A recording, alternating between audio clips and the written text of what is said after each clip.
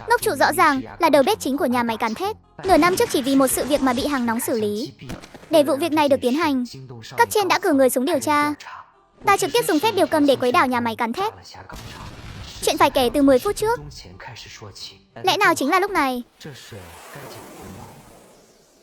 Đừng sợ, kịch hay mới chỉ bắt đầu. Nói xong, ta nhấc gậy sắt lên đập về phía ngốc trụ. Ngốc trụ ngay lập tức. Nghe thấy ngốc trụ thét lên, ta trực tiếp xé nát bàn tay của ngốc trụ. Nhìn ngốc trụ đau đớn lăn lộn dưới đất, ta nảy ra một kế, cầm lấy khẩu súng 5.16 mà ta đã lấy từ tay đội bảo vệ, loại súng trường bán tự động, chĩa thẳng vào ngốc trụ. Ngốc trụ thấy vậy liền chẳng mang tới vết thương đau đớn trên người. Hắn như cơn gió cố bò về phía cửa kho. Tiện thể mượn cái thằng ngốc như mày để khuấy đục nước ở cái nhà máy cán thép này. Tốt nhất là khiến đám người cấp trên phải chú ý. Nghe thấy tiếng nổ, ngốc trụ sợ hãi nhảy cẫng lên, bất chấp cơn đau trên cơ thể mà bỏ chạy ra ngoài. Đội bảo vệ đang tuần tra nghe thấy tiếng nổ lập tức cảnh giác. Tiếng nổ ở đằng kia, nhanh lên! Nói xong bảo vệ liền chạy theo hướng tiếng súng. Sau đó đội trưởng bảo vệ lão Trần nhìn thấy một người đầy xi râu trên mặt lao ra khỏi kho, chạy ra ngoài liền lớn tiếng quát đứng lại. Ai đó? Ôm đầu ngồi xuống, nhưng ngốc trụ lúc này đã sợ đến mất mật. Hắn chỉ thấy ánh đèn phía trước, càng ra sức chạy nhanh hơn. Thấy vậy lão Trần lại hét lớn ôm đầu ngồi xuống. Nếu không chúng tôi sẽ nổ súng. Thấy ngốc trụ chạy lại gần, lão Trần ra lệnh anh em nổ súng. Nghe tiếng nổ vang lên, để tình cảnh thêm phần hỗn loạn, ta trực tiếp nã một phát về phía một bảo vệ trẻ. Hắn lập tức hét lên anh. Có đồng bọn nổ súng. Đạn bắn xối xả như mưa về phía ngốc trụ. Nhìn ngốc trụ bị bắn nát như tương, ta phất tay bỏ đi. Tiểu Vương cậu sao rồi tay? Tay em hình như gãy rồi. Vậy cậu ở đây canh giữ, chúng ta lên phía trước xem sao đi thôi. Nói xong lão Trần dẫn theo một bảo vệ trẻ khác đi về phía nhà kho. Khi đến kho, đội trưởng bảo vệ bàng hoàng. Nhà kho đã bị dọn sạch bách sao có thể chứ?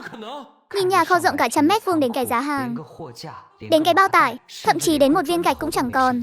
Lão Trần lập tức hét lớn với Tiểu Vương đang bị thương bên ngoài. Tiểu Vương, cậu còn cử động được không? Quay về gọi người ngay, lập tức thông báo cho lãnh đạo nhà máy, thông báo cho đồn công an. Nhanh lên! Vâng đội trưởng. Cậu canh ở đây, không cho bất cứ ai lại gần. Tôi đi xem cái xác kia. Dặn dò xong lão Trần đi ra ngoài kho. Đến bên cái xác ông ta ngồi xuống kiểm tra. Hà Vũ Trụ, sao hắn lại ở đây? Nhìn nhà máy cán thép rối thành một đoàn, ta quyết định đổ thêm dầu vào lửa. Thế là ta điều khiển đàn quạ ngậm bom bay về phía nhà máy cán thép. Sau một tiếng nổ lớn, nhà máy cán thép lập tức vang lên tiếng còi báo động. Vụ nổ từ đâu ra vậy? Lẽ nào đồng bọn của chúng vẫn đang tập hợp trong nhà máy? Tất cả tập trung, cầm lấy đồ chơi mau qua đằng kia nhanh lên. Cuối cùng, lão Trần dẫn người đến hiện trường vụ nổ và phong tỏa nơi đó. Nửa tiếng sau, một người đàn ông trung niên mặc bộ đồ Tôn Trung Sơn đã có mặt tại hiện trường. Ai là người chịu trách nhiệm? Tình hình hiện tại thế nào rồi? Báo cáo lãnh đạo, vật tư trong kho đã bị trộm sạch. Hiện tại có một người mất và một người bị nổ là loại thường dùng ở các mỏ than. Thành phần và tỷ lệ đều khác với số thuốc nổ bị mất ở kho mỏ than Tây Giang. Xem ra là cùng một nhóm người gây án. Chỉ là tại sao lại nhắm vào nhà kho? Bọn họ đã giấu thứ gì ở trong đó? Vừa nói như vậy, cậu cứ báo cáo trung thực sự việc này. Xin cấp trên tri viện. Sự việc khẩn cấp. Cứ báo cáo theo hướng đặc vụ phá hoại trộm cắp vũ trang và tác động vật lý để diệt khẩu. Những việc còn lại cứ giao cho chúng tôi. Giám đốc Dương của các anh đâu rồi? Đang ở văn phòng chờ ngài. Sau khi người đó đi, tổ trưởng Trịnh dưới sự dẫn đường của lão Trần đã đi tới văn phòng giám đốc. Tổ trưởng Trịnh, giám đốc Dương, tình hình chắc hẳn ông đã nắm rõ rồi chứ? Theo phân tích tại hiện trường, thuốc nổ đối phương sử dụng nghi là loại dùng trong mỏ than. Chắc là số thuốc nổ lấy từ ngoại ông phía Tây lần trước. Nếu không có gì bất ngờ, thì chính là cùng một nhóm người trong vụ nổ mỏ than. Đồ đạc bị mất trong kho đã kiểm kê xong chưa? Dạ kiểm kê xong rồi. Mất thịt sông khói, 6 tảng thịt gà khô và 12 con vịt. Còn nữa còn có 300 cân bột mì. Cậu nói cái gì cơ? Bọn chúng dùng cả súng trường bán tự động và thuốc nổ chỉ để cướp thịt lợn và bột mì của nhà ăn thôi sao?